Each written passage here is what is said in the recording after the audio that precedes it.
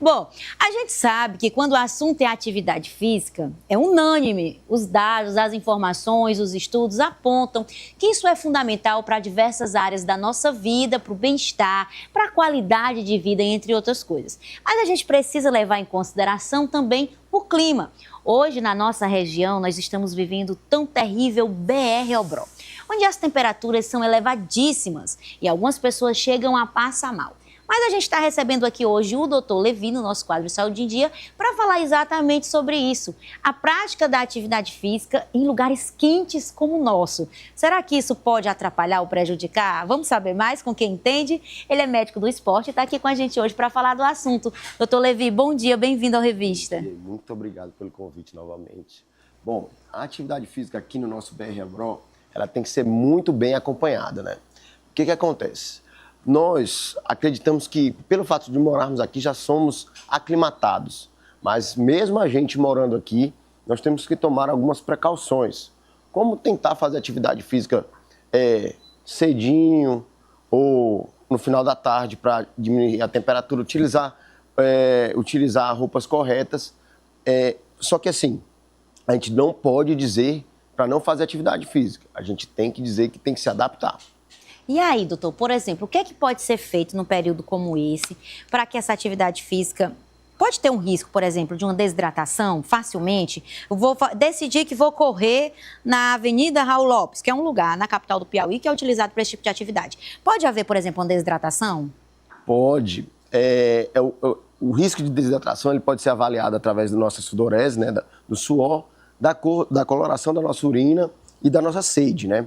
É óbvio que o risco maior é justamente esse. Para que a gente evite, você tem que tomar pelo menos 150 ml de água durante cada 15 minutos de atividade. Principalmente se forem atividades de alta intensidade, né? A corrida está entre elas. Então tem que hidratar bastante para não ter esse risco. Existe alguma atividade física que pode ser praticada nesse período que diminui essa possibilidade da pessoa de repente passar mal por conta da temperatura? Natação. Tem que estar dentro da água, né, doutor? Mas assim, a gente sabe que é difícil o acesso à piscina, mas se todo mundo tivesse esse acesso, a natação seria o esporte ideal. Porque a temperatura muito elevada não tem como. Quais são os outros riscos que, no caso, para quem pratica esporte em altas temperaturas, o que pode acontecer? A gente tem um risco de insolação, o heat stroke, que é, digamos assim, o nível máximo de alteração do nosso hipotálamo no que diz respeito a aumento de temperatura. O que é o hipotálamo? Ele é o nosso termostato. Ele diz a temperatura que o nosso corpo tem que ficar. E se você continuar praticando atividade física numa temperatura muito elevada, ele pode entrar em parafuso, né? Então, assim, a gente tem que tomar esse cuidado se hidratando, utilizando roupas adequadas, roupas folgadas, roupas claras. Até a questão, por exemplo, do algodão, que a gente acha confortável, roupas de algodão, atrapalha um pouquinho, porque o algodão, ele retém o suor. E por incrível que pareça, quando você está numa umidade muito alta, ou você tem o suor retido na roupa, atrapalha a perda de calor. Então, eu até brinco, né? Aqui, que a gente está falando em termos de um programa nacional, por exemplo, em Belém, é diferente você praticar esportes em Belém e praticar esportes em Teresina. Aqui em Teresina, o calor é seco. Em Belém, o calor ele é úmido. Então, por incrível que pareça, num calor úmido de Belém, por exemplo, você tem uma chance de se prejudicar bem maior, porque você não consegue perder calor através da sudorese, através da evaporação. Olha que observação interessante. Eu achando que Teresina era mais difícil de você ter um problema devido a esse calor, né? Mas porque aqui em Teresina você desidrata mais. Então, elas por elas. Há quem brinque que quando tá no BR-Obró, o aplicativo daqui pro inferno tá dando R$2 de tão quente que tá. É claro que isso é uma maneira de brincar com a temperatura do nosso local, mas essas informações são extremamente relevantes, porque a pessoa precisa praticar atividade física e não pode negligenciar esse cuidado para que não tenha problemas de saúde. Outra coisa que pode acontecer, me corrija se eu estiver errada, doutor, por exemplo, infecções urinárias, por conta desse desgaste, de perder muitos líquidos na corrida. Pode, de repente, alguém que pratica esporte ficar mais propenso a desenvolver? você está mais propenso a sofrer insuficiência renal aguda por causa da desidratação, você está mais propenso a ter alterações neurológicas, delírios, mas depende muito da temperatura e do seu grau de hidratação, se você está fazendo o esporte da maneira correta, né? Mas isso está bem descrito na literatura. Essas alterações ocorrem justamente por causa da desidratação. Olha só, e qual é o que é mais relevante quando o assunto é a prática de esporte e as altas temperaturas? O que a gente... Bom, a gente vai começar outubro e a gente já está todo mundo sapecado de calor. E não quer perder o shape, né, doutor? O que é que a gente precisa aí abrir os nossos olhos e ficar mais atento? Quais as medidas práticas?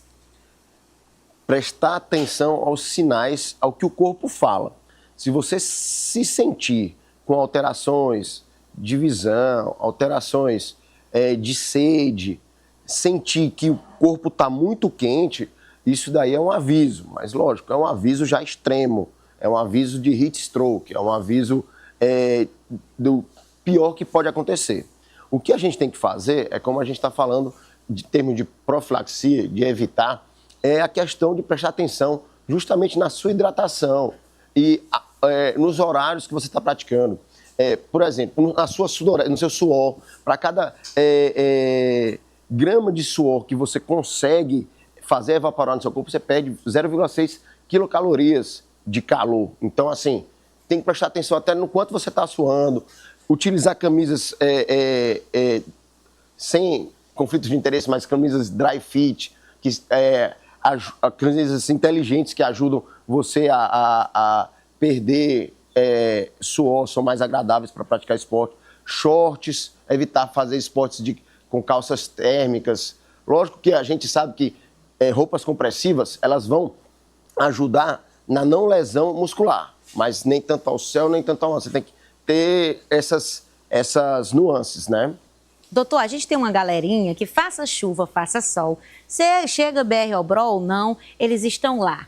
Que é a galera infantil, a galera do futebol, por exemplo, as meninas que gostam do vôlei, do futsal. E na infância, para as crianças, esse período também pode trazer complicação. O que fazer para conduzir bem as partidas de futebol da criançada, entre outros esportes que as meninas também praticam? Existe um cuidado diferenciado com as crianças? Totalmente. A gente tem que pensar que criança não é um adulto pequeno.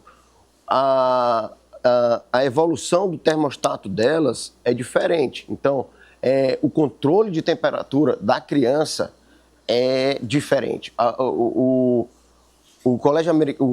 American College de Pediatria, a Academia Americana de Pediatria, ela fala justamente sobre a questão da intensidade do esporte que as crianças podem praticar. E é óbvio que é menor do que o da gente.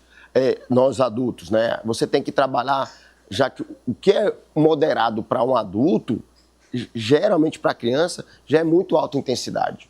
O horário da atividade física também pode influenciar? Por exemplo, a galera que treina de manhã tá de boa, mas eu treino meio-dia. Já pensou praticar crossfit meio-dia?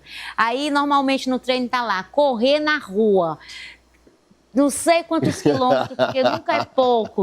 E aí, nesse caso, essa questão do horário pode ter uma interferência maior na qualidade da saúde do atleta? Com certeza. A chance de desidratação é grande. O risco, em termos de até insolação, se você não estiver utilizando protetor solar, tem muita coisa para você prestar atenção. Agora a gente até entra nessa questão do protetor solar. É obrigatório utilizar. Imagina meio-dia, né? Então, assim, tem que estar com a orelha em pé para evitar riscos maiores, né? Poder, pode. Deve, aí é o seu bom senso. Olha só, e dicas válidas do Dr. Levi no nosso quadro Saúde em Dia hoje. Muito obrigada, Dr. Levi, pela sua participação. Suas falas sempre tão importantes para trazer esclarecimentos e cuidado para quem está aí do outro lado. Muito obrigada. Muito obrigado, eu estava com saudade já. Não pode passar muitos dias, né, doutor? Tem que vir aqui conversar com a gente. Muito obrigado. Bom, esse foi o nosso quadro Saúde em Dia.